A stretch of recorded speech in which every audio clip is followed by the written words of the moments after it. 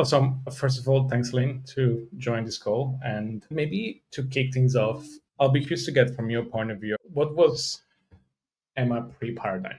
What challenges you guys were facing? How did things looked at that point?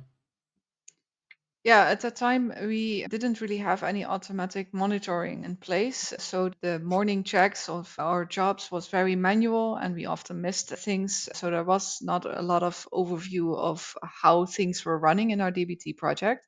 And it was something that DBT Cloud didn't offer with our Teams integration. And so we really couldn't improve. We had some basics in Airflow set up for some very basic alerting, but that didn't work well. So that was one thing that we were struggling with. And the second thing was a very big legacy project that also had a big dependency on a lot of dashboards in Tableau where we didn't have any visibility on what dependency went where. When trying to refactor and simplify, we ran into the problem of how do we even clean up if you don't know what you potentially could break if you do that. So yeah, we wanted to get to a better spot in our DBT project, and we're facing these challenges in getting there. And that was basically where we were. And curious to know, what was the impact of those challenges to the business, both from within the team, but also broadly within the organization? That we often didn't even know we had a bug until a stakeholder told us. So we often missed that jobs didn't run or that something broke or a test failed. We had basically no idea, and it was often mentioned to us from stakeholders. So there was no early detection possible in many cases. So yeah, that reduced trust in the data. At the time, we had very low trust in data from our business stakeholders. That was also one of the reasons we were keen to trying to improve that. And yeah, not being able to monitor was definitely one of those things that reduced trust and the stability of the platform. Gotcha. That's one of those things where, particularly with business stakeholder, when you start getting into the tunnel, it start to kind of show the value of the team and how the team is working very hard, I'm sure, to try and solve some of those Yeah, problems, right? yeah, exactly. Yeah, not to mention that we were constantly like firefighting, right? Because you just had no idea what was going on. You were just jumping from one bug to the next, and lots of things were breaking. And it was just not a good time for anyone. And then at the same time, there was no trust in the dashboards, which is never good. Yeah, never a good place to be. No. Cool. And fast forward now, you and the team have been using Paradigm for quite some time now. Kind of curious to know about, the evaluation process. Going back to when we started, how did the evaluation process works for you guys? How did you work through trying to fit how Paradigm could help you? Yeah, so the first thing we did was to set up a job that would send these test alerts to a channel. And that was a bit of an adjustment, curiously enough, because then we suddenly had something going in and we had to have a process of monitoring this. And that took a while to really ingrain into the team. Also helped that we got a couple of extra people. So we were exactly five, which means every day of the week, one person, which made it easier. But the way the monitoring was set up was super nice because you get the alert, someone looks in the channel in the morning, and you copy paste the code. The whole information that you get on a test failure, for example, is very useful. And it means that in the morning, we have an immediate alert if something failed, and we can immediately take action. That was one of the first things we did, and it immediately helped. In terms of trying to stabilize the platform, radar was very useful because that's where we could see in a dashboard a list of all these really bad long running models or models that were constantly failing. And that helped us prioritizing which areas in the DBT project we needed to focus on to start cleaning up. Yeah, we basically had this long going project of starting to clean up these models. And after 4 or 5 months, we had the worst performance out and we improved our main job execution time from like 6, 7 hours in the night to now not even three. I Oh, think wow. often two. And we included more models, which is even crazier to think about. Yeah. Wow, that's even more impressive. So basically, to paraphrase, what happened is during the evaluation, we worked together on figuring out how we can get more visibility. That will be step Yeah. one. Using Bolt for testing and automations and the alerting mechanism directly into your Microsoft Teams channels. And then using Radar to identify what were the bottleneck, what were the issues with those pipelines, or how we can improve it. And then as a result of having that single pane of glass, both from a monitoring, alerting perspective, we were able to tackle the problem from the ground up in a few Yeah. months, which is pretty awesome. Yeah. And I guess in the process, what were the key things that stood out for you? Then say, okay, yeah, definitely we will move forward with Paradigm. What were the features or some of the capability of the product that helped you in making that decision? I think Bolt is so easy to use and setting up the jobs. There are constantly new features coming out and how you can set them up. That's just a very transparent way of triggering the jobs and having lots of options as how you trigger them. I think the second, the greatest thing that everyone I think who works now in analytics engineering is using very regularly is that Lineage to Tableau. That also helped a lot in directing the refactoring because I knew, okay, that model, let's not touch it because it has so many dependencies that our browser crashes. Yeah. It also actually really directed our BI team. We were able to say, okay, guys, we have so many dashboards. It can't be that we have the browser crashing on this model because you have so many things. So the BI team cleaned up an enormous amount of dashboards, and that Paradigm helped with that. But just visualizing, do we really need 1,000 dashboards on the same model because might be some overlap? I see. Okay, so it's the ability to see your kind of end-to-end data flow from DBT all the way to your Tableau dashboards and to Yeah. be able to understand, okay, if there is one model pointing and it's used as a bottleneck and there are so many different dependencies on that model, then maybe it's something to rethink.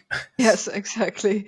I also have to say I really like the freshness checks that we do and the results that you get. Alerting into the channel isn't always too nice, but I just always go in the job because you have a really neat overview and it just feels very satisfying if you see it all green. But yeah, that whole UI around Bold and all the summary of the console log, so everything there is just really helpful in your workflows. That's my number one. Everyone likes green. I think it's the favorite color for data. Yes, yes. Cool. Awesome. And what do you think you've seen as the impact of deploying Paradigm for alerting and monitoring? How has this helped you in the team, but also stakeholder queues? What has improved on the back of that? Um, We are not firefighting as much anymore. This is just running in the background, alerting us when something is wrong, and then we can jump on it. And because we were able to clean up a lot and basically stabilize our job, so our nightly job, right, was so long that it often wasn't even done when the next one started. And being able to clean that up and stabilize that meant way less failures, so way less test failures. And if they happen, we know immediately in the morning, meaning that we can instant alert our stakeholders before they even look at the dashboard. Even though you might sometimes have failures, the fact that you are the one informing your business stakeholders that something is wrong, it has improved a lot trust because people now trust that we know what's going on our platform and trust that we can tell them when there is something happening. And yeah, on top of that, we rarely have these incidents anymore.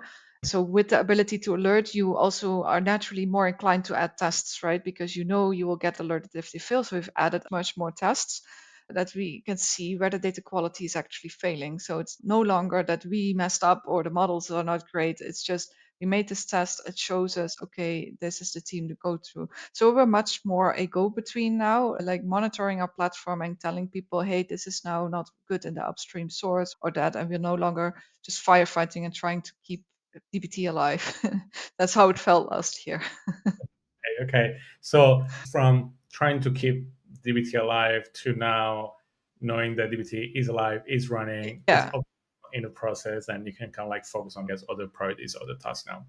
Yeah, yeah, we can actually focus on feature work. So now we're actually building new things and we're actively improving on things. We're no longer only working on bug tickets. I think before we were like probably 60 to 70% of your time was bug tickets. And that's now more reasonable 20, 30% bug tickets or questions, right? Right. Okay. So you were able to kind of like own the roadmap again from a Yeah, data perspective. So, okay, this is yeah. what we focus. We have enough space on the roadmap. We have enough time to focus on those more like strategics for the organization. That's great.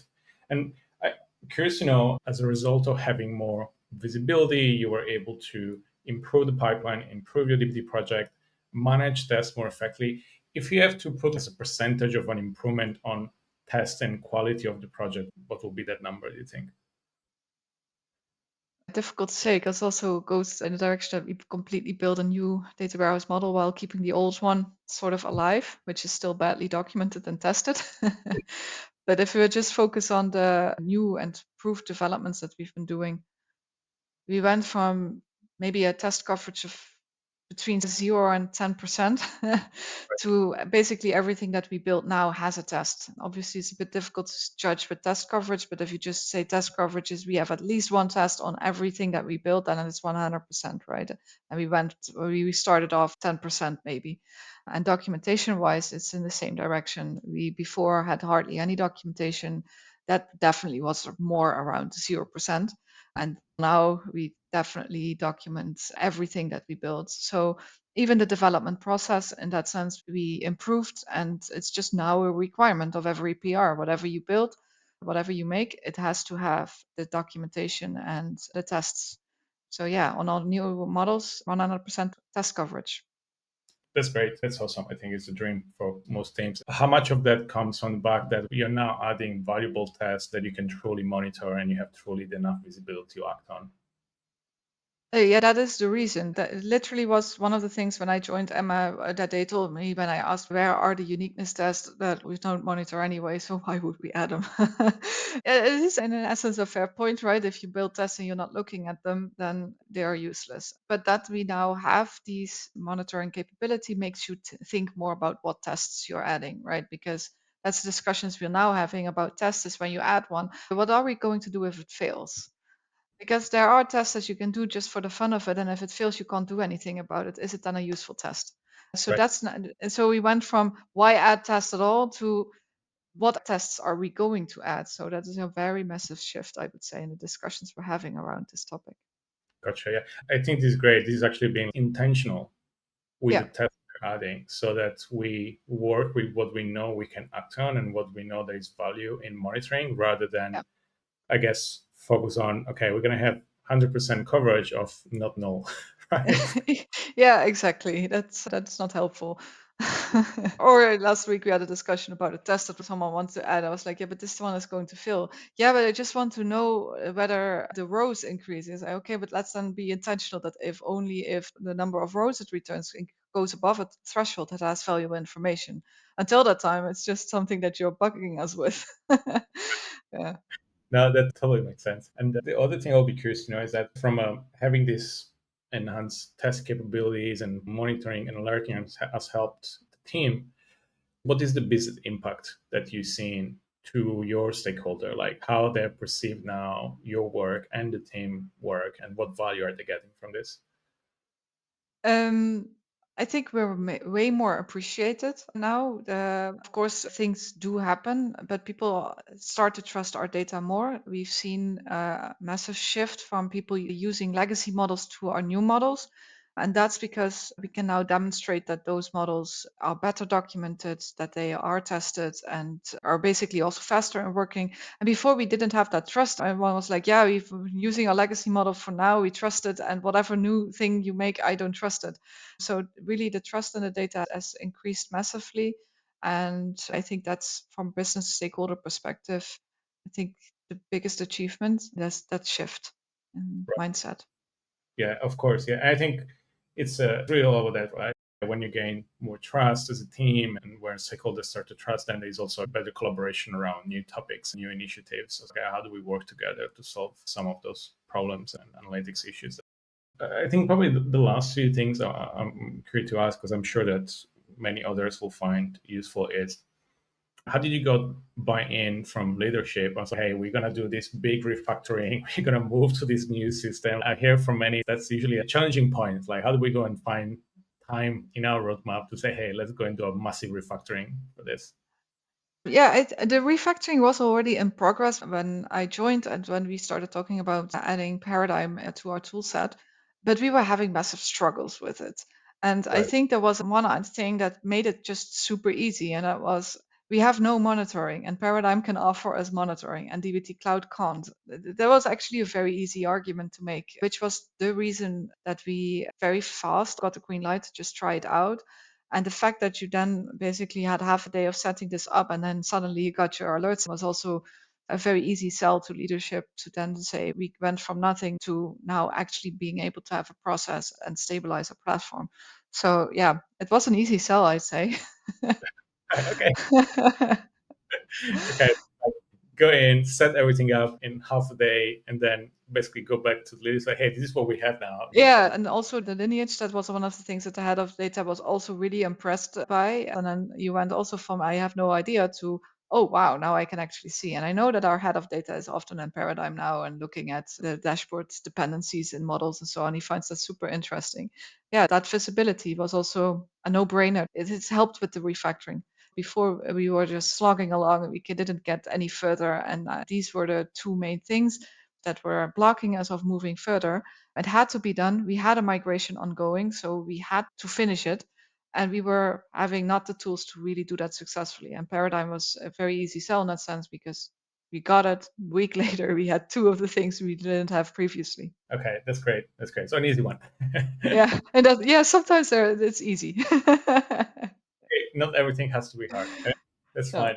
And I think the last one, which is more for anyone that will ultimately look at this interview, is what will be some sort of like advice you'll have for somebody going through a similar process of moving from a legacy or like a pretty complex setup to try and simplify it and make it more efficient and lean as you guys managed to do. Will there will be any advice that you came across about this has definitely helped us? Start small. What? Because if you're working with legacy, it can be extremely overwhelming. There are problems everywhere, and it can be very hard to figure out, okay, but what is actually the biggest blocker for us?